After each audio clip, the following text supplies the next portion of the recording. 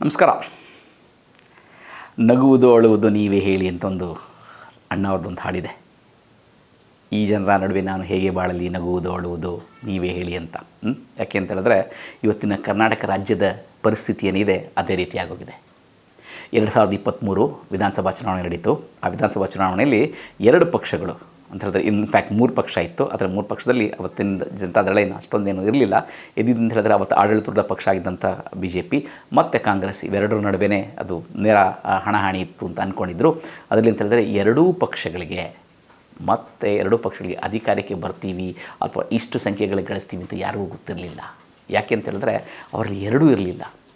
ಕಾಂಗ್ರೆಸ್ಗಂತೂ ನೆಲ ಕಚ್ಚೋಗಿತ್ತು. ಅಂದರೆ ಏನೇ ಆದರೂ ಕಾಂಗ್ರೆಸ್ನ ಜನ ನಂಬೋ ಸ್ಥಿತಿಲಿರಲಿಲ್ಲ. ಅದೇ ರೀತಿ BJPಯವರು ಅಷ್ಟೇ ತಮ್ಮ ಆಂತರಿಕ ಒಳಜಗಳು ಯಾವಾಗಲೂ ಅಧಿಕಾರ ಸಿಕ್ಕಿದಾಗೆಲ್ಲ ಅವರ ಆಂತರಿಕ ಜಗಳ. ಸೊ ಹಾಗಾಗಿ ಅದಕ್ಕೋಸ್ಕರ ಅವರು ಮುಂದೆ ಬರ್ತಾರೆ ಅನ್ನೋದು ಅವ್ರಿಗೂ ಗೊತ್ತಿರಲಿಲ್ಲ.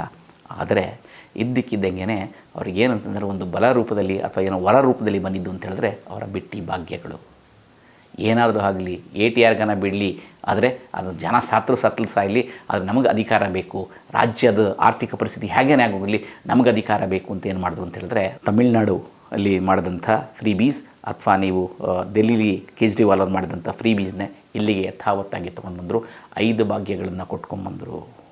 ನಮ್ಮಲ್ಲಿ ಅಂತ ಹೇಳಿದ್ರೆ ಬಿಟ್ಟು ಸಿಕ್ಕಿದ್ರೆ ನನಗೂ ಇರಲಿ, ನನ್ನ ಮಕ್ಕಳಿಗೂ ಇರಲಿ, ನನ್ನ ಹೆಂಡತಿಗೂ ಇರಲಿ, ನನ್ನ ಮಕ್ಕಳಿಗೂ ಇರಲಿ ಅಂತ ತೊಗೊಳ್ಳೋವಂಥವ್ರು ಏನು ಮಾಡೋದು ಅಂತ ಹೇಳಿದ್ರೆ ಆ ಬಿಟ್ಟಿ ಆಸೆಗಳಿಗೋಸ್ಕರ ಜನ 136 + 2 138 ಶಾಸಕರನ್ನು ಕಾಂಗ್ರೆಸ್ನವರಿಗೆ ಅಭೂತಪೂರ್ವ ಅವರಿಗೆ ಭಾರೀ ಬಹುಮತನ ತೊಗೊಂಡು ಬಂದರು. ಆದರೆ ಆ ಭಾರೀ ಬಹುಮತ ತರೋದಕ್ಕೆ ಮುಖ್ಯ ಕಾರಣೀಭೂತರಾದಂಥವರೇ ಅಂದಿನ ಮತ್ತು ಇಂದಿನ ಕಾಂಗ್ರೆಸ್ ಪಕ್ಷದ ಕರ್ನಾಟಕ ಕಾಂಗ್ರೆಸ್ ಪಕ್ಷದ ಅಧ್ಯಕ್ಷ KPCC ಅಧ್ಯಕ್ಷರಾಗಿರುವಂಥ ಶ್ರೀಯುತ DK ಶಿವಕುಮಾರ್. ಸಾಧಾರಣವಾಗಿ ಕಾಂಗ್ರೆಸ್ಸಲ್ಲಿ ಒಂದು ಸಂಸ್ಕೃತಿ ಇದೆ. ಏನಪ್ಪ ಅಂತ ಹೇಳಿದ್ರೆ ಯಾರು ಅಧ್ಯಕ್ಷರಾಗಿರ್ತಾರೋ ಅಥವಾ ಯಾರ ಅಧ್ಯಕ್ಷತೆಯಲ್ಲಿ ಚುನಾವಣೆ ಎದುರಿಸಿರ್ತಾರೋ ಅವರು ಬಹುಮತ ಬಂದರೆ ಅವರೇ ಮುಖ್ಯಮಂತ್ರಿಗಳಾಗ್ತಾರೆ ಅಂತ ಒಂದು ಅಲಿಖಿತ ನಿಯಮ ಕಾಂಗ್ರೆಸ್ನಲ್ಲಿದೆ. ಆದರೆ ನಿಮಗೆ ಗೊತ್ತಿರಲಿ, ಅಂದರೆ ಹುತ್ತ ಕಟ್ಟಬೇಕಿದ್ರೆ ಹುತ್ತ ಯಾವ್ದು ಕಟ್ಟತ್ತೆ ಅಂತ ಹೇಳಿದ್ರೆ ಗೆದ್ದಲುಗಳು ಹುತ್ತ ಕಟ್ಟುತ್ತೆ. ಆ ಗೆದ್ದಲುಗಳು ತುಂಬ ಶ್ರಮಪಟ್ಟು ಹುತ್ತಗಳು ಕಟ್ಟುತ್ತೆ. ಆ ಗೆದ್ದಲು ಹೊರಗಡೆ ಹೋದ್ಮೇಲೆ ಏನು ಮಾಡುತ್ತೆ ಅಂದರೆ ಆ ಜಾಗದಲ್ಲಿ ಹಾವು ಬಂದು ಸೇರಿಕೊಡುತ್ತೆ. ಹಾಗಾಗಿ ಏನು DK ಶಿವಕುಮಾರ್ ಗೆದ್ದಲು ಅಂತಾರೆ, ಸೈನಿಕ ಅಂತಾರೆ, ಶಿಸ್ತಿನ ಸಿಪಾಯಿ ಅಂತೆ, ಕಾಂಗ್ರೆಸ್ ಪಕ್ಷ ಶಿಸ್ತಿನ ಸಿಪಾಯಿ ಅಂತೆ ಅವರೊಂದು ಆ ಕೋಟೆ ಕಟ್ಟಿದ್ರು. 136 ಸಂಖ್ಯೆಗಳಲ್ಲಿ ಶಾಸಕರನ್ನು ಆಯ್ಕೆ ಮಾಡ್ಕೊಂಡು ಕರ್ಕೊಂಬಂದರು. ಆದರೆ ಅವರಿಗೆ ಅಧಿಕಾರನೇ ಸಿಗೋದಿಲ್ಲ. ಅವರ ಜಾಗದಲ್ಲಿ ಹಾವಿನ ಥರ ಬಂದಂಥ ಸಿದ್ದರಾಮಯ್ಯನವರು ಅಧಿಕಾರಕ್ಕೆ ಬಂದುಬಿಡ್ತಾರೆ. ಆಗ ಸುಮಾರು ಅದು ಅಷ್ಟೇ, ಯಾವಾಗಲೂ ಅಷ್ಟೇ ಅಧಿಕಾರಕ್ಕೆ ಬಹುಮತ ಬಂದಿದ್ದ ತಕ್ಷಣವೇ 136 ಬಂದು ಅಭೂತಪೂರ್ವವಾಗಿ ಬಂದಿದೆ. 136 ಬಂದರೆ ಆಗಲೇ ಅವರು ಶಾಸಕ ಎಷ್ಟು ಜನಶಕ್ತಿ ಇದೆ, ಅಷ್ಟು ಜನಬಲ ಇದೆ, ಅಷ್ಟು ಶಾಸಕರ ಬಲ ಇದೆ, ಆಗಲೇ ಅವರು ಮುಖ್ಯಮಂತ್ರಿ ಆಗಬೇಕಾಯಿತು. ಸುಮಾರು 1-1.5 ತಿಂಗಳ ಕಾಲ ದೊಂಬರಾಟ ನಡೆಯುತ್ತೆ. ದೆಹಲಿ ಬೆಳಗ್ಗೆಯಿಂದ ಏನಂದರೆ ಅಡುಗೆ ಮನೆ ಬಚ್ಚಲ ಥರ ಬೆಂಗಳೂರು ಮತ್ತು ದೆಹಲಿಗೆ ಹೈಕಮಾಂಡ್ ಅಂತ ಹೋಗ್ತಾರೆ. ಹೈಕಮಾಂಡ್ಗೂ ಕೊನೆಗೆ ಮಾಡೋಕ್ಕಾಗಲ್ಲ. ಕೊನೆಗೆ ಯಾವುದೋ ಒಂದು ಸಿದ್ಧ ಸೂತ್ರದಲ್ಲಿ ಬರ್ತಾರೆ. ಯಾವ ಸಿದ್ಧ ಸೂತ್ರ ಅಂತ ಇದುವರೆಗೂ ಗೊತ್ತಿಲ್ಲ. ಆದರೆ ಜನಗಳು ಹೇಳ್ಕೊಳ್ಳೋ ಪ್ರಕಾರ 2.5 ವರ್ಷ ಸಿದ್ದರಾಮಯ್ಯನವರಿಗೆ, ಅದಾದಮೇಲೆ 2.5 ವರ್ಷ DK ಶಿವಕುಮಾರ್ ಅವರಿಗೆ ಅಧಿಕಾರ ಕೊಡೋದು ಅಂತ ಅಧಿಕಾರ ಹಂಚಿಕೆ ಆಗಿದೆ ಅಂತ ಹೇಳ್ತಾರೆ. ಅದಾದಮೇಲೆ DK ಶಿವಕುಮಾರ್ ಅವರಿಗೆ ಅದಕ್ಕೋಸ್ಕರ ಅವ್ರಿಗೆ ಒಳ್ಳೆಯ ಇಲಾಖೆನೂ ಕೊಡ್ತಾರೆ, ಬೆಂಗಳೂರು ಅಭಿವೃದ್ಧಿ ಇಲಾಖೆ ಕೊಡ್ತಾರೆ. ಅದಾದಮೇಲೆ ಅವರಿಗೆ ಇಲ್ಲಿ ಉಪಮುಖ್ಯಮಂತ್ರಿಗಳ ಸ್ಥಾನನೂ ಕೊಡ್ತಾರೆ, ಒಳ್ಳೊಳ್ಳೆ ಖಾತೆಗಳನ್ನು ಕೊಡ್ತಾರೆ. ಮುಖ್ಯಮಂತ್ರಿಯಾಗಿ ಸಿದ್ದರಾಮಯ್ಯನವರು ಬರ್ತಾರೆ. ಆದರೆ ನಾಯಕ ಯಥಾ ರಾಜ ತಥಾ ಪ್ರಜಾ ಅಂತ ಹುಂಬ ಮುಖ್ಯಮಂತ್ರಿ ಆದರೆ ಅವ್ರ ಕೆಳಗಡೆ ಇರೋರು ಹಾಗೆ ಇರ್ತಾರೆ, ಅವ್ರಿಗಿನ್ನ ಜಾಸ್ತಿ ಇರ್ತಾರೆ. ಅದಕ್ಕೆ ಅವರು ಇರೋರಲ್ಲಿ ಯಾರಾದ್ರೂ PUC ಫೇಲ್ ಆಗಿರೋಗಳೇ ಎಲ್ಲ ಇದ್ದಾರೆ. PUCನೂ ಪಾಸ್ ಆಗದೆ ಇರೋಂಥ 4 ಆಯ್ಕೆಗಳು ಅಂತಲೇ ಮಂತ್ರಿಗಳನ್ನ ಮಾಡ್ಕೋತಾರೆ. ಸೊ ಹಾಗಾಗಿ ಅವತ್ತಿಂದ ಅವರ ಬಿಟ್ಟಿ ಬ್ಯಾಗ್ಗಳು ಇವತ್ತು ಅಷ್ಟೇ ಯಾವುದೋ ಒಂದು ಬಸ್ನ ಒಂದು ಉಚಿತವಾಗಿ ಕೊಟ್ಟಿರೋದು ಬಿಟ್ಟರೆ ಇನ್ನು ಯಾವುದೂ ಸಹ ಅವ್ರದ್ದು ಯಾವುದೂ ಉದ್ಧಾರನೇ ಆಗಿಲ್ಲ. ಬಸ್ ಒಂದು ಉಚಿತವಾಗಿ ಹೋಗ್ತಾ ಇದ್ದಾರೆ. ಇದು ಹೆಣ್ಣು ಮಕ್ಕಳಿಗೆ ಕೊಡ್ತಾ ಇದ್ದ ಬಸ್ ಮಾತ್ರ. ಆರಂಭದಲ್ಲಿ ಏನು ಸಾರಿಗೆ ಮಂತ್ರಿಗಳಾದಂಥ ರಾಮಲಿಂಗಾರೆಡ್ಡಿಯವರು ಅಯ್ಯೋ ನಮ್ಮ ಸಾರಿಗೆ ಸಂಸ್ಥೆ ನಷ್ಟದಲ್ಲಿದೆ ಅಂತ ಹೇಳಿದ್ರು. ಇವತ್ತು ಏನಪ್ಪ ಅಂತ ಹೇಳಿದ್ರೆ ಅಲ್ಲಿ ಬಸ್ ಕೆಟ್ಟೋದರೆ ಅಥವಾ ಪ್ರತಿ ದಿವಸ ಬಸ್ಗೆ ಡೀಸೆಲ್ ಹಾಕೋಕ್ಕಾಗ್ತಿಲ್ಲ, ಬಸ್ ಎಲ್ಲ ಅಂದರೆ ಕೆಟ್ಟೋದ್ರೆ ರಿಪೇರಿ ಮಾಡ್ಸೋಕ್ಕಾಗ್ತಿಲ್ಲ, ಅಥವಾ ಬಸ್ಗೆ ಅಲ್ಲಿರೋಂಥ ಸಾರಿಗೆ ನೌಕರರಿಗೆ ಅವರಿಗೆ ಸರಿಯಾದ ಸಂಬಳ ಕೊಡೋಕ್ಕಾಗ್ತಿಲ್ಲ, ಅವ್ರಿಗೆ ಬೋನಸ್ ಕೊಡೋಕ್ಕಾಗ್ತಿಲ್ಲ. ಅವಾಗ ಗಲಾಟೆ ಮುಷ್ಕರಗಳನ್ನು ಮಾಡ್ತಾ ಇದ್ದಾರೆ. ಆ ರೀತಿ ಪರಿಸ್ಥಿತಿ ಆಗೋಗಿದೆ. ಇನ್ನು ಅಕ್ಕಿ ಕೊಡ್ತೀವಿ ಅಂತ ಹೇಳಿದ್ರು. ಅಕ್ಕಿಲೂ ಅಷ್ಟೇ ಮೊದಲು ಹೇಳಿದ್ರು 10 kg ಅಕ್ಕಿ ಕೆ ಜಿ ಅಕ್ಕಿ ಅಂದರು, 10 ಅಲ್ಲ 5 ಕೊಡೋಕ್ಕಾಗಲಿಲ್ಲ ಅವ್ರಿಗೆ. ಯಾಕೆಂದರೆ ಅಲ್ಲ 5 ಕೆ ಜಿ ಆಗಲೇ ಅದು ಕೇಂದ್ರ ಸರ್ಕಾರ ಕೊಡ್ತಿತ್ತು. ಆ ಕೇಂದ್ರ ಸರ್ಕಾರ ಕೂಡ ಅಕ್ಕಿ ಮಾತ್ರ ಗಟ್ಟಿನೇ, ಇವರಿಗೂ ಕೊಡೋಕ್ಕಾಗಿಲ್ಲ. ಅದಾದಮೇಲೆ ತಿಂಗಳಿಗೆ ಸುಮಾರು 170 ರೂಪಾಯಿ ಕೊಟ್ಟರು. ಆ 170 ರೂಪಾಯಲ್ಲಿ 5 ಕೆ ಜಿ ಅಕ್ಕಿ ಎಲ್ಲಿ ಬರುತ್ತೆ ಅಂತ ನಮಗೂ ಗೊತ್ತಿಲ್ಲ. ಯಾಕೆಂದರೆ ಇವತ್ತೆಲ್ಲ 60-65 ತಿನ್ನೋವಂಥ ಅಕ್ಕಿ ಅಂತ ಹೇಳಿದ್ರೆ 60-65 ರೂಪಾಯಿ ಆಗಿದೆ. ಅಂಥ ಅಕ್ಕಿ ಅಂತ ಹೇಳಿದ್ರೆ 2 ಕೆ ಜಿನೂ ಬರೋದಿಲ್ಲ. ಈಗ ಅದನ್ನೂ ಏನೋ ತೆಗಿತಾ ಇದ್ದಾರಂತೆ, ಅದೇನೋ ಆಹಾರ ಕಿಟ್ ಅಂತ, ಇಂದಿರಾ ಕಿಟ್ ಅಂತ ಕೊಡ್ತಾರಂತೆ, ಗೊತ್ತಿಲ್ಲ. ಇನ್ನು ವಿದ್ಯಾನಿಧಿ ಅಂತ ಮಾಡಿದ್ರು, ಆ ವಿದ್ಯಾರ್ಥಿಗಳು ಯಾರು ಕೊಟ್ಟರು ಗೊತ್ತಿಲ್ಲ. ಗೃಹಲಕ್ಷ್ಮಿಗೆ ತಿಂಗಳಿಗೆ 2,000 ರೂಪಾಯಿ ಕೊಡ್ತೀನಿ ಅಂತ ಹೇಳಿದ್ರು. ಆ ಗೃಹಲಕ್ಷ್ಮಿನೂ ಯಾವಾಗಲೂ ಇಷ್ಟ ಬಂದಾಗ ಹಾಕ್ತಾರೆ ಹೊರತು ಯಾವಾಗಲೂ ಕೊಡ್ತಾರೆ ಅಂತ ಗೊತ್ತಿಲ್ಲ. ಹೀಗಾಗಿ ಇನ್ನು ಗೃಹಜ್ಯೋತಿ ಹೇಳಿದ್ರಲ್ಲಿ ಮಾದೇವಪ್ಪ ನಿಂಗೂ ಕಕಪಟೇಲ್ ನಿನಗೂ ಫ್ರೀ, ಅವ್ರಿಗೂ ಫ್ರೀ, ಅಲ್ಲಿಗೆ ಇಲ್ಲಿಗೆ ಅಂತ ಹೇಳಿದ್ರು. ಎಲ್ಲರಿಗೂ 200 ಯೂನಿಟ್ ಫ್ರೀ ಅಂದರು. ಕೊನೆಗೆ ಅಲ್ಲಿ ಕೊಟ್ಟಾಗ ಬಂದಾಗ ಅಧಿಕಾರಿಗೆ ಬಂದಮೇಲೆ ಆಗ ಬರಲ್ವಲ್ಲ ಕೊಟ್ಬಿಡೋಣ ಮಾತು ಅಂತ ಕೊಟ್ಟರು. ಆಮೇಲೆ ಅಧಿಕಾರಿಗೆ ಬಂದಾಗ ಅನಿಸ್ತು ಅವರಿಗೆ, ಇಲ್ಲ ನಾವು ತಪ್ಪು ಮಾಡಿಬಿಟ್ಟಿದ್ದೀವಿ ಅಂತ. ಯಾರೋ ಅವ್ರನ್ನ ಕರ್ಕೊಂಬಂದು ಅದಕ್ಕೇನೊಂದು ಫಾರ್ಮುಲಾ ಮಾಡಿಬಿಟ್ಟು ಏನು ಮಾಡಿದ್ರು, ಅದರಲ್ಲಿ ಮ್ಯಾಕ್ಸಿಮಮ್ 200 ಅಂತೇನೋ ಅದಕ್ಕೆ ಮಾಡಿ ಅದನ್ನು ಅಷ್ಟೇ ಸರಿಯಾಗಿ ಆಗ್ತಿಲ್ಲ. ಒಟ್ಟಿನಲ್ಲಿ ಅವರು ಮಾಡಿದ್ದು ಯಾವುದೇ ಕೆಲಸಗಳನ್ನು ಸರಿ ಹೋಗಲಿಲ್ಲ. ಅವ್ರು ಕೊಟ್ಟಿದ್ದ ಗ್ಯಾರಂಟಿಗಳು ದೇಶ ಮತ್ತು ನಮ್ಮ ರಾಜ್ಯ ಮಾತ್ರ ಇನ್ನೂ ದಿನ ಸಾಲದಲ್ಲೇ ನಡೀತಾ ಇದೆ. ಇಷ್ಟೆಲ್ಲ ಆಗ್ತಾಯಿದ್ರು. ಪ್ರತಿ ದಿವಸನೂ ನೀವು ಎಲ್ಲೇ ನೋಡಿದ್ರು ಎಲ್ಲಿ ಆಗುತ್ತೋ ಸಾಧ್ಯವಾದ ಕಡೆ ಎಲ್ಲರೂ ಅವರಿಗೆ ಮುಖ್ಯಮಂತ್ರಿಗಳು ಮತ್ತು ಉಪಮುಖ್ಯಮಂತ್ರಿಗಳು ಒಬ್ರಿಗೊಬ್ಬರು ಟಾಂಗ್ಗಳು ಕೊಟ್ಕೊಳ್ತಾನೆ ಇರ್ತಾರೆ. ಅಥವಾ ಮುಖ್ಯಮಂತ್ರಿಗಳು ಉಪಮುಖ್ಯಮಂತ್ರಿಗಳು ಟಾಂಗ್ ಕೊಡ್ತಿದ್ರು ಅವರ ಏನು ಇವರು ಇರ್ತಾರಲ್ಲ ಅನುಯಾಯಿಗಳು ಇರ್ತಾರೆ, ಅವ್ರು ಹೇಳ್ತಾರೆ ಇಲ್ಲ 2025 ನವಂಬರ್ ಆದಮೇಲೆ ನವಂಬರ್ ಕ್ರಾಂತಿ ಆಗುತ್ತೆ, ನವಂಬರ್ ಕ್ರಾಂತಿ ಆಗಿದ ತಕ್ಷಣ ನಮ್ಮ ಡಿ ಕೆ ಶಿವಕುಮಾರ್ ಅವರೇ ಮುಖ್ಯಮಂತ್ರಿಗಳು ಆಗ್ತಾರೆ ಅಂತ. ಡಿ ಕೆ ಶಿವಕುಮಾರ್ ಅವರ ಅಭಿಮಾನಿಗಳು ಹೇಳಿದ್ರೆ ಇಲ್ಲ, ಮುಂದಿನ 5 ವರ್ಷದವರೆಗೂ ನಾನೇ ಸಿ ಎಮ್ ಅಂತ ಊರಿಗೆಲ್ಲ ಹೇಳ್ಕೊಳ್ತಾರೆ. ಯಾರು ಆ ಥರ ನಿಜವಾದ ನಾಯಕ ಇದ್ದರೆ ಯಾರು ಆ ಥರ ಹೇಳ್ಕೊಳ್ಳಲ್ಲ. ಯಾಕೆ ಅಂತ ಹೇಳಿದ್ರೆ ಅವ್ರಿಗೆ ಮನಸ್ಸು ಅಳಕಿದೆ, ಯಾರಿಗೆ ಅಳಕಿರುತ್ತೆ ಅವ್ರು ಹಾಗೆ ಹೇಳ್ಕೊಳ್ತಾರೆ. ಮತ್ತು ಅವ್ರ ಅನುಯಾಯಿಗಳ ಕೆಳಗೆ ಹೀಗೆ ಹೇಳಿಸ್ಕೊಳ್ತಾ ಬರ್ತಿದ್ದಾರೆ. ಆದರೆ ಇವತ್ತಿನ ಮುಖ್ಯ ವಿಷಯಕ್ಕೆ ಬರಬೇಕು ಅಂತ ಹೇಳಿದ್ರೆ, ಅವರೇ ಹೇಳಿಕೊಂಡ್ರ ಹಾಗೆ ಅವಾಗವಾಗ ಡಿ ಕೆ ಶಿವಕುಮಾರ್ ಅವರೇ ಹೇಳ್ಕೊಳ್ತಾರೆ ಹಾಗೆ, ನನಗೂ ಒಂದು ಕಾಲ ಇದೆ, ಅಲ್ಲಿ ದೆಹಲಿಲೆಲ್ಲ ಮಾತಾಡ್ಕೊಂಬಂದ್ಬಿಟ್ಟಿದ್ವಿ, ಎಲ್ಲ ನಿಶ್ಚಯವಾಗಿದೆ, ನನ್ನ ಕಾಲದಲ್ಲಿ ನಾನು ಮುಖ್ಯಮಂತ್ರಿ ಆಗ್ತೀನಿ ಅಂತ ಹೇಳ್ತಿದ್ದಾರೆ. ಆ ಮುಖ್ಯಮಂತ್ರಿ ಆಗೋ ಕಾಲ ಬರ್ತಾ ಇದೆ. ಆದರೆ ಕಾಲ ಬರ್ತಾ ಇರಬೇಕಿದ್ರೆ ಆ ಮನುಷ್ಯ ಹೇಗಿರಬೇಕು, ನಾಯಕ ಅಂತ ಹೇಳಿದ್ರೆ ಅವನು ಹೇಗಿರಬೇಕು ಅಂತ ಹೇಳಿದ್ರೆ, ಒಳ್ಳೆ ಮುಂದೆ ಒಂದು ಗುರಿ ಇರಬೇಕು, ಹಿಂದೆ ಒಬ್ಬ ಗುರು ಇರಬೇಕು. ಇವರಿಗೆ ಗುರಿನೂ ಇಲ್ಲ, ಇವರು ಗುರುನೂ ಇಲ್ಲ. ಒಟ್ಟಿನಲ್ಲಿ ಗೊತ್ತು ಗುರಿ ಇಲ್ದಲೆ ಓಡಿಸ್ಕೊಂಡು ಹೋಗ್ತಾರೆ. ಲಗಾಮಿಲ್ದಲೆ ಏನು ಕುದುರೆಗಳು ಓಡತ್ತೆ ಅಂತಲ್ಲ, ಆ ಥರ ಓಡಾಡ್ತಾ ಇದೆ.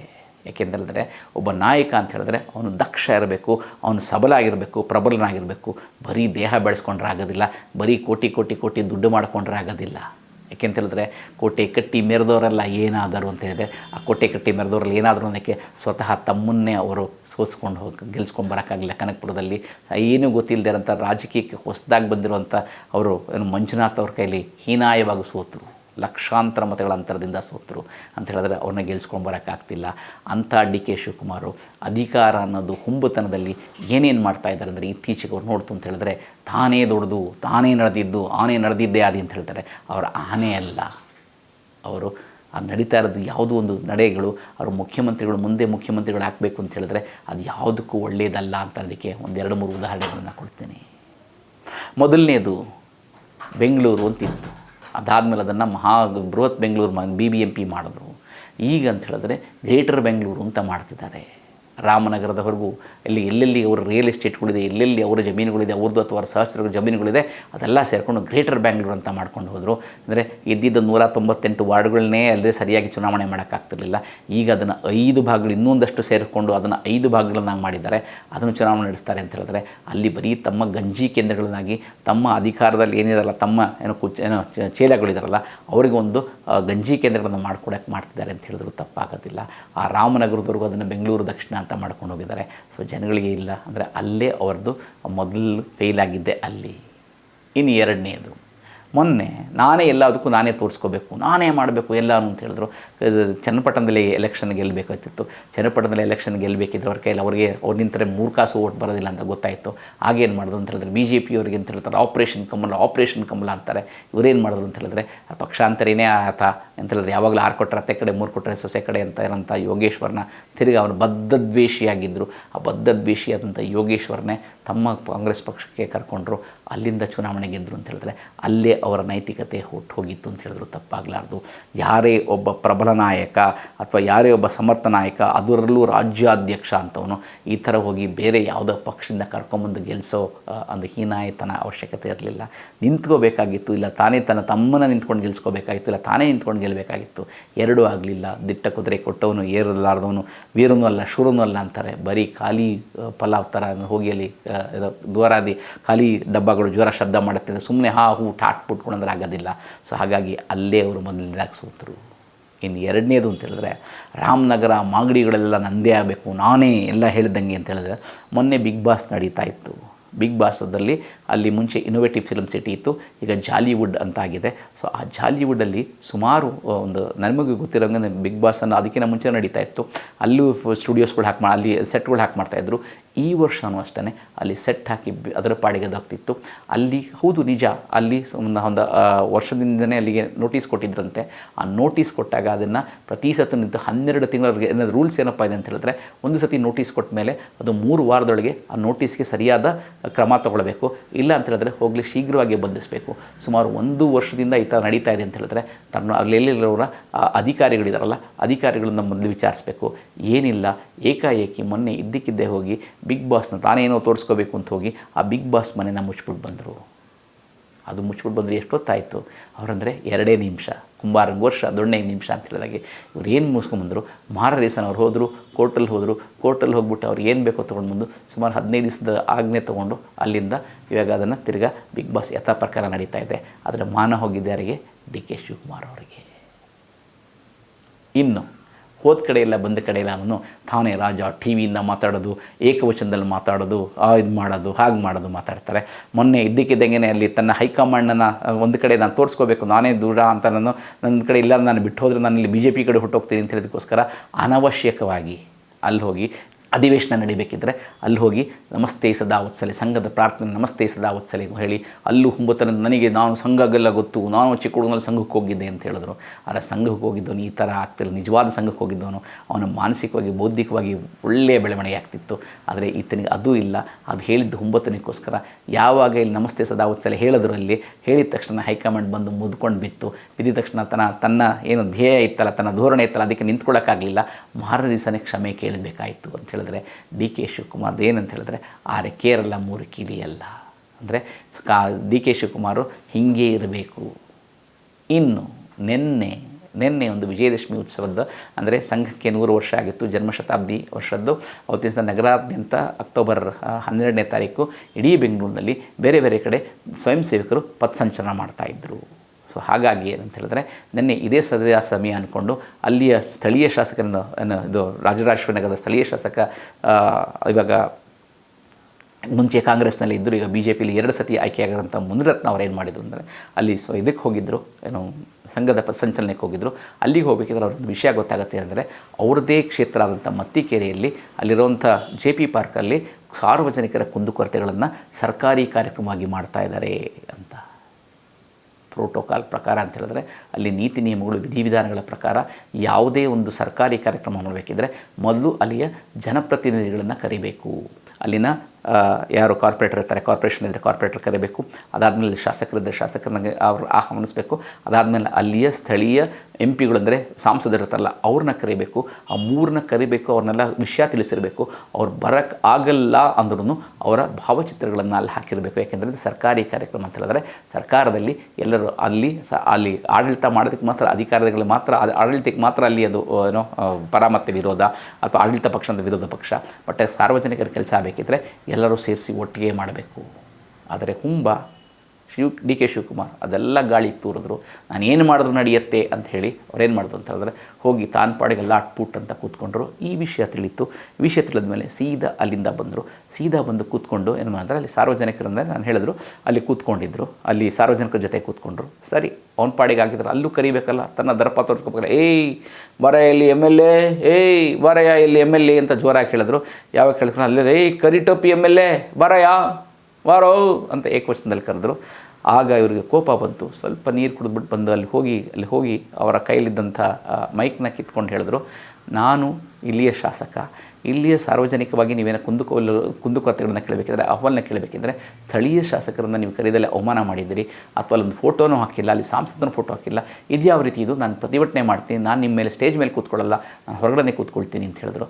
ಆಗ ಎಲ್ಲಿದ್ದವರೋ ಏನೋ ಏಕಾಏಕಿ ಅವರ ಮೇಲೆ ಅವರ ಸಹಚರರು ಹೋಗಿ ಅವರ ಮೇಲೆ ದಾಳಿ ಮಾಡ್ತಾರೆ. ದಾಳಿ ಮಾಡಿ ಅವರಿಗೆ ಅವರ ತಲೆ ಮೇಲಿರೋ ಟೋಪಿ ಎಲ್ಲನೂ ಕಿತ್ತು ಬಿಸಾಕ್ತಾರೆ. ಒಬ್ಬ ನಾಯಕನಾಗಬೇಕಿದ್ದನು ಎಲ್ಲರನ್ನೂ ಒಟ್ಟಿಗೆ ಕರ್ಕೊಂಡು ಹೋಗಬೇಕು ಹೊರತು ಈ ರೀತಿ ರೌಡಿಸಮ್ ಮಾಡಿಕೊಂಡ್ರೆ ಆಗಲ್ಲ. ಯಾಕಪ್ಪ ಅಂತ ಹೇಳಿದ್ರೆ ಡಿ ಕೆ ಶಿವಕುಮಾರ್ ಅವರ ಹಿಂದಿನ ಅವರ ಚರಿತ್ರೆ ನೋಡ್ತು ಅಂತ ಹೇಳಿದ್ರೆ ಕೊತ್ವಾಲ್ ರಾಮಚಂದ್ರನ ಶಿಷ್ಯ ಅಂತ ಹೇಳಿದ್ರೆ ಹುಟ್ಟುಗುಣ ಸುಟ್ಟರು ಹೋಗಲ್ಲ ಅಂತ ಹೇಳ್ತಾರೆ. ಅದೇನಂದ್ರೆ ನಾಯಿ ಬಾಲಕ್ಕೆ ಡೊಂಕು ಅಂತಲೇ ಹೇಳ್ತಾರೆ. ನಾಯಿ ಬಾಲ ಡೊಂಕು ಅಂತ ಹೇಳಿದ್ರೆ ಅದಕ್ಕೆ ಎಷ್ಟು ದೂರ ಅದನ್ನು ಕಟ್ಟೋರ್ಗೆ ಮಾತ್ರ ನೆಟ್ಟಗಿರುತ್ತೆ. ಯಾವಾಗ ಕಡ್ಡಿ ತೆಗಿತಾರೋ ಆಗ ಹೋಗ್ಬಿಡುತ್ತೆ. ಅದಕ್ಕೆ ನಾಯಿ ಬಾಲಕ್ಕೆ ಬೆಣ್ಣೆ ಕಟ್ಟಬಾರ್ದು ಅಂತ ಹೇಳ್ತಾರೆ. ಹಾಗಾಗಿ ಇಷ್ಟು ದಿವಸ ಏನೇ ಮಾಡ್ಕೊಂಡಿದ್ರು ಅವನು ಅಲ್ಲಿ ಏನು ಅವರು ತೋರಿಸ್ತಾರಲ್ಲ ಅವಾಗವಾಗ ಸಂಸ್ಕೃತ ಶ್ಲೋಕಗಳೆದು ಅವಾಗವಾಗ ಇಂಗ್ಲೀಷಲ್ಲಿ ಮಾತಾಡೋದು ಅವಾಗವಾಗ ಏನೋ ಸೌಮ್ಯವಾಗಿ ಮಾತಾಡೋದನ್ನ ಮಾನ ಬದಲಾಗೋಗ್ಬಿಟ್ಟೆ ಅಂತ ಹೇಳೋದು ಅದೆಲ್ಲ ಅದು ಬೂಟಾಟಿಕೆ ಅಂತ ಚೆನ್ನಾಗಿ ಗೊತ್ತಾಗುತ್ತೆ. ಯಾಕೆಂದರೆ ಅವರ ಮನಸ್ಸಿನಲ್ಲಿರೋದೇ ಅದೊಂದು ರೌಡಿಸಮ್. ಯಾಕೆ ಅಂತ ಹೇಳಿದ್ರೆ ಅವರ ಇತಿಹಾಸಗಳನ್ನು ಅವರ ಗುರುಗಳಾದಂಥವರು ತುಂಬ ಚೆನ್ನಾಗಿ ಹೇಳಿದರು. ಏನೇನು ಮಾಡಿದ್ರು, ಯಾವ್ಯಾವ ರೀತಿ ಅವರು ಏನೇನು ತೋರಿಸ್ತಾ ಇದ್ದರು, ಏನೇನು ಸರಬರಾಜುಗಳು ಮಾಡ್ತಾಯಿದ್ರು, ಯಾರ್ಯಾರು ಏನೇನು ಕೊಟ್ಟಿದ್ರು ಅಂತ ಎಲ್ಲರಿಗೂ ಗೊತ್ತಿದೆ. ಮತ್ತು ಏನೂ ಇಲ್ಲದೆ ಇರುತ್ತೆ ಎಕ್ಕಚಿತ್ತೊಬ್ಬ ಸಾಮಾನ್ಯ ಮನುಷ್ಯ ಇವತ್ತು ಅವರೇ ಹೇಳ್ಕೊಂಡಂಗೆ ಸಾವಿರಾರು ಕೋಟಿಗಳು ಒಡೆಯ ಹೇಗಾದರೂ ಅನ್ನೋದನ್ನು ಅವರಿಗೆ ಗೊತ್ತಿರಬೇಕು. ಜನಗಳಿಗೂ ಸಹ ನೋಡ್ತಾ ಇರ್ತಾರೆ. ನೀವು ಇದೆಲ್ಲ ಮುಂದೆ ಮುಖ್ಯಮಂತ್ರಿ ಆಗಬೇಕು ಅಂತ ಹೇಳಿದ್ರೆ ನೀವು ಅದು ನಿಮಗೊಂದು ಸ್ವಲ್ಪ ತಲೆ ಇರಬೇಕು, ಸ್ವಲ್ಪ ನಿಮಗೆ ಯೋಚನೆ ಮಾಡದಿರಬೇಕು. ಮತ್ತು ಯಾವಾಗಲೂ ಅಂತ ಹೇಳಿದ್ರೆ ನಾಯಕ ಅನಿಸ್ಕೊಂಡು ಸೌಮ್ಯ ಆಗಿರಬೇಕು ಅಂತಿದೆ. ಈ ರೀತಿ ಇದು ಪುಂಡಾಟಿಕೆಗಳು ಮಾಡಿಕೊಂಡ್ರೆ ಯಾರು ತಾನೇ ಹ್ಯಾಕ್ ಕೊಡ್ತಾರೆ ನಿಮ್ಮ ಕೈಲಿ ಅಧಿಕಾರನ? ಮುಂದಿನ ಸತಿ ಈಗಾಗಲೇ ನಿಮಗೆ ಗೊತ್ತಿದೆ, ನಿಮ್ಮ ತಮ್ಮನ ಏನು ನಭೂತೋ ಭವಿಷ್ಯತಿ, ನನ್ನ ತಮ್ಮನ್ನ ಯಾರು ಸೋಲ್ಸೋಕ್ಕೆ ಆಗೋದಿಲ್ಲ ಅಂತ ಹೇಳ್ತಾಯಿದ್ರು. ಅನಭಿಷಕ್ತ ದೊರೆ, ಕನಕಪುರದ ಅನಭಿಷಕ್ತ ದೊರೆ ಅಂತಿದ್ದರು. ನಿಮ್ಮ ತಮ್ಮನನ್ನು ಮೂಲೆ ಗುಂಪಿ ಮಾಡಿ ಮೂಲೆ ಬಿಸಾಕಿದ್ರು. ಮತ್ತು ಒಂದು ತಿಳ್ಕೊಳ್ಳಿರಿ, ಯಾವಾಗಲೂ ನಿಮ್ಮ ಹತ್ರ ನಿಮ್ಮ ಹೈಕಮಾಂಡ್ ಯಾಕೆ ಕೇಳ್ತಾ ಇದ್ದಾರೆ ನಿಮ್ಮನ್ನು ಇಟ್ಕೊಂಡಿದೆ ಅಂತ ಹೇಳಿದ್ರೆ ನಿಮ್ಮ ಹತ್ರ ಕೊಡ್ತಾ ಇರೋಂಥ ಡೈಲಿ ನೀವೇನು ದುಡ್ಡು ಕೊಡ್ತಿದ್ರಲ್ಲ ಅದಕ್ಕೋಸ್ಕರ ಮಾತ್ರ ನಿಮ್ಮ ಹೈಕಮಾಂಡ್ ಇಟ್ಕೊಂಡಿದೆ. ಯಾವಾಗ ನಿಮಗೆ ಇಲ್ಲಿ ಸೋತು ಹೋಗ್ತಿರೋ, ನಿಮ್ಗೆ ಆದಾಯಗಳೆಲ್ಲ ಕಡಿಮೆ ಆಗೋಗುತ್ತೋ, ನೀವು ಯಾವಾಗ ನೀವು ಕೊಡೋ ಕಪ್ಪಗಳು ಅಲ್ಲಿಗೆ ತಲುಪೋದಿಲ್ವೋ ಆಗ ನೀವು ಟ್ರಬಲ್ ಶೂಟ್ರು ಇಲ್ಲ ಏನಿಲ್ಲ, ಬರೀ ನೀವು ಗ್ಯಾಸ್ ಟ್ರಬಲ್ ಅಷ್ಟೇ ಆಗುತ್ತೆ. ಯಾಕೆಂದರೆ ಇದುವರೆಗೂ ನಿಮಗೆ ಎಲ್ಲೇ ಟ್ರಬಲ್ ಶೂಟ್, ನೀವು ಎಲ್ಲಾದರೂ ಇದರಲ್ಲಿ ಏನು ಪಂಜಾಬಲ್ಲಿ ಏನಾದರೂ ಶಾಸಕರಾದರೆ ನೀವೇ ಹೋಗಿ ಕರ್ಕೊಂಬರ್ಬೇಕು, ಗುಜರಾತಲ್ಲಾದರೆ ನೀವೇ ಹೋಗಿ ನೋಡ್ಕೋಬೇಕು, ಇಲ್ಲಿ ತೆಲಂಗಾಣಲ್ಲಾದರೆ ನೀವೇ ಹೋಗಿ ನೋಡಬೇಕು, ಆಂಧ್ರದಲ್ಲಾದರೂ ನೀವೇ ಮಾಡಬೇಕು. ಸೊ ಎಲ್ಲ ಯಾಕೆ ಅಂತ ಹೇಳಿದ್ರೆ ಇರುವೆ ಇರೋ ಕಡೆ ಸಕ್ಕರೆ ಇರೋ ಕಡೆ ಇರುವೆ ಮುತ್ತತ್ತೆ ಏನಂತ, ಎಲ್ಲಿ ಹಣ ಇದೆಯೋ ಅಲ್ಲಿ ನಿಮ್ಮಲ್ಲಿ ಹಣ ಇತ್ತು. ಅದಕ್ಕೋಸ್ಕರ ನಿಮ್ಮ ಹೈಕಮಾಂಡು ನಿಮಗೆ ಮುಗಿನ ತುಪ್ಪ ಸವರ್ತಾ ಇತ್ತೆ ಹೊರತು ನಿಮಗೆ ನಿಮ್ಮ ಹೈಕಮಾಂಡಿಗೆ ಬೇಕಾಗಿರೋದು ಅಂತ ಹೇಳಿದ್ರೆ ಯಾವಾಗಲೂ ನಿಮಗೇನಾದರೂ ನಿಷ್ಠೆ ಇತ್ತು ಅಂದರೆ ಹೈಕಮಾಂಡ್ಗೆ ನಿಜವಾಗ್ಲೂ ನಿಮ್ಮ ಮೇಲೆ ಸೋನಿಯಾ ಗಾಂಧಿಯವರಾಗಲಿ ಪ್ರಿಯಾಂಕಾ ವಾದ್ರಾ ಆಗಲಿ ಇವ್ರಿಗೆ ಯಾರಿಗಾದ್ರೂ ನಿಜವಾಗ್ಲೂ ನಿಮ್ಮ ಮೇಲಿರೋಂಥ ಪ್ರೀತಿ ಇತ್ತು ಅಂತ ಹೇಳಿದ್ರೆ ಇಷ್ಟೊತ್ತಿಗಾಗಲೂ ನಿಮ್ಮನ್ನು ಮುಖ್ಯಮಂತ್ರಿಗಳು ಮಾಡಬೇಕಾಗಿತ್ತು. ಯಾಕೆಂದರೆ ಅವ್ರಿಗೂ ಗೊತ್ತು ನಿಮ್ಮಂಥವ್ರನ್ನ ಮುಖ್ಯಮಂತ್ರಿ ಮಾಡಿದ್ರೆ ನೀವು ಒಂದು ದಿವಸ ಇರೋಕ್ಕಾಗಲ್ಲ. ಯಾಕೆಂದರೆ ನಿಮಗಿರುವಂಥ ದಾಷ್ಟತನ ಅಥವಾ ನಿಮಗಿರೋಂಥ ಇದಿದೆಯಲ್ಲ ಏನೋ ಇದೆಯಲ್ಲ ಅಹಂಕಾರ ಜಾಸ್ತಿ ದಿವಸ ಇರೋಕ್ಕಾಗಲ್ಲ. ಸೊ ಹಾಗಾಗಿ ನಿಮ್ಮನ್ನು ಅಂದರೆ ನಾಯಿ ಬಾಲ ಡೊಂಕು ಅಂತ ಹೇಳಿದಾಗ ನೀವು ಸಡನ್ನಾಗಿ ನೀವು ಏನೊಂದು ಒಂದು ದಿವಸ 2 ದಿವಸ ಒಂದು 5 ದಿವಸ ಒಂದು 10 ದಿವಸ ಅಮ್ಮಮ್ಮ ಅಂದರೆ 1 ತಿಂಗಳು ನೀವೇನಾದರೂ ನಯ ವಿನಯ ನಡ್ಕೋಬೋದು. ಅದಾದಮೇಲೆ ನೀವು ಭಾರಿ ದಿವಸ ನೀವು ಮುಸ್ಕಾಕ್ಕೊಂಡಿರೋದಕ್ಕಾಗೋದಿಲ್ಲ. ಸೊ ಹಾಗಾಗಿ ನೀವು ನಿಜ ರೂಪಕ್ಕೆ ಹೊರಗಡೆ ಬಂದುಬಿಡ್ತೀರಿ. ಒಂದು ಸತಿ ಬಂದರೆ ಈಗೇನೋ ಅಲ್ಲಿ ಹಾಗೂ ಹೀಗೂ ಮಾಡಿಕೊಡು ಗ್ಯಾರಂಟಿ ಬಿಟ್ಟಿಗೆ ಭಾಗ್ಯಗಳ ಮುಖಾಂತರ 3 ರಾಜ್ಯ ಇದ್ದಾರೆ. ನಿಮ್ಮಂಥವ್ರ ಅಧಿಕಾರಿಗೆ ಬಂದರೆ 3 ಸೀಟ್ಗಳನ್ನ ಗೆಲ್ಲಕ್ಕಾಗಲ್ಲ ಅಂತ ಅವ್ರಿಗೂ ನಿಮ್ಮ ಹೈಕಮಾಂಡ್ಗೂ ಚೆನ್ನಾಗಿ ಗೊತ್ತು. ಆದರೆ ಜೋರಾಗಿ ಹೋಗೋಕ್ಕಿಂತ ಮುಂಚೆ ನಿಮ್ಮ ಹತ್ರ ಎಷ್ಟಿದೆ ಅಷ್ಟನ್ನು ಗೆಬರ್ಕೊಂಬಿಡೋಣ ಅನ್ನೋದಕ್ಕೋಸ್ಕರ ಏನು ಮಾಡ್ತಾಯಿದ್ದಾರೆ ಅಂತ ಅವರು ನಿಮ್ಮ ಹತ್ರ ದುಡ್ಡನ್ನು ನಿಮ್ಮನ್ನು ಬರೀ ಅವರು ATM ಮಾಡ್ತಾ ಕೂತ್ಕೊಂಡಿದ್ದಾರೆ. ATM ಮಾಡ್ಕೊಂಡು ನಿಮ್ಮ ಹತ್ರ ಕಾಸಿಸ್ಕೊಂಡು ಚೆನ್ನಾಗಿ ಕಾಸು ಮಾಡ್ಕೊಳ್ತಿದ್ದಾರೆ. ಹಾಗಾಗಿ ನಿಜವಾಗ್ಲೂ ನೀವು ದೈವ ಭಕ್ತರಾಗಿದ್ದರೆ, ನಿಜವಾಗ್ಲೂ ನೀವು ಒಳ್ಳೆಯ ಸಂಸ್ಕಾರವಂತಿದ್ದರೆ, ನಿಜವಾಗ್ಲೂ ನೀವು ಒಳ್ಳೆಯ ಸಂಪ್ರದಾಯ ಸಂಸ್ಕಾರವಂತರಾಗಿದ್ದರೆ ನೀವು ಸ್ವಲ್ಪ ನಿಮ್ಮ ನಡೆ ನುಡಿ ಭಾಷೆ ಮತ್ತು ನಿಮ್ಮ ಶೈಲಿಗಳನ್ನು ಬಳಸ್ಕೊಳ್ಳೋದು ಒಳ್ಳೆಯದು. ಅಥವಾ ಮುಖ್ಯಮಂತ್ರಿ ಆಗ್ತಿರೋ ಇಲ್ಲೋ ಗೊತ್ತಿಲ್ಲ, ಆದರೆ ಮುಂದಿನ ಬಾರಿ ಶಾಸಕರಾಗಬೇಕು ಅಂತ ಹೇಳಿದ್ರೆ ಅಥವಾ ನೀವು ರಾಜಕೀಯದಲ್ಲಿ ನೀವು ಪ್ರಸ್ತುತವಾಗಿ ಉಳ್ಕೋಬೇಕು ಅಂತ ಹೇಳಿದ್ರೆ ಇದನ್ನು ಖಂಡಿತವಾಗಿ ಮಾಡಿಕೊಳ್ಬೇಕು ಅಂತ ಒಬ್ಬ ನಿಮ್ಮ ಅಭಿಲಾಷಿಯಾಗಿ ಹೇಳ್ತಾ ಇದ್ದೀನಿ. ಯಾಕೆಂತ ಹೇಳಿದ್ರೆ ಇವರೇ ಹೇಳಿದ್ದಾರೆ ಏನು ನಿಂದಕರಿರಬೇಕು ಅಂತ ಹೇಳಿದ್ದಾರೆ. ಕೇರಿಯಲ್ಲಿ ಹಂದಿ ಇದ್ದಂಗೆ ನಿಂದಕರಿರಬೇಕು ಅಂತ ನಮ್ಮ ಪುರಂದರಸರು ಹೇಳಿದ್ದಾರೆ. ಯಾಕೆಂದರೆ ನಿಮ್ಮಂಥವ್ರು ಇರಬೇಕು ಸಮಾಜದಲ್ಲಿ. ಎಲ್ಲ ಒಳ್ಳೆಯವರು ಇದ್ದುಬಿಟ್ರೆ ಕೆಡದು ಯಾವುದು ಅಂತ ಗೊತ್ತಾಗಲ್ಲ. ಸೊ ಹಾಗಾಗಿ ಇಡೀ ಇರಬೇಕಿದ್ರೆ ಅಲ್ಲೊಂದು ದೃಷ್ಟಿಬಟ್ಟು ಅಂತ ಇರಬೇಕು. ಹಾಗಾಗಿ ದೃಷ್ಟಿಬಟ್ಟು ಅಂತ ಇರೋಕ್ಕಾದ್ರೂ ನೀವು ಒಳ್ಳೆಯರಾಗಬೇಕು. ಆ ಒಳ್ಳೆಯವರಾದಾಗಲೇ ನೀವು ಮುಂದಿನ ಚುನಾವಣೆಯಲ್ಲಿ ಗೆಲ್ಬೋದು. ಇಲ್ಲ ಅಂತ ಹೇಳಿದ್ರೆ ಖಂಡಿತವಾಗಲೂ ನಿಮ್ಮ ತಮ್ಮನಿಗೆ ಆಗುತ್ತಲ್ಲ ಅದೇ ರೀತಿ ಆಗತ್ತೆ ಅನ್ನೋ ಒಂದು ಎಚ್ಚರಿಕೆಯಿಂದ ಹೇಳ್ತಾ ಅಂದರೆ ನಿಮ್ಮ ಅಭಿಲಾಷೆಯಾಗಿ ನಿಮಗೊಂದು ಶುಭ ಕೋರ್ತಾ ಮತ್ತೊಮ್ಮೆ ನನ್ನ ಈ ಮಾತುಗಳನ್ನು ಮುಗಿಸ್ತಾ ಇದ್ದೀನಿ. ನಮಸ್ಕಾರ.